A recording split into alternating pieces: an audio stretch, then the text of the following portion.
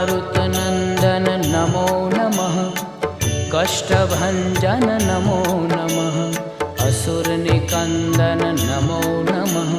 श्रीरामदूतं नमो नमः।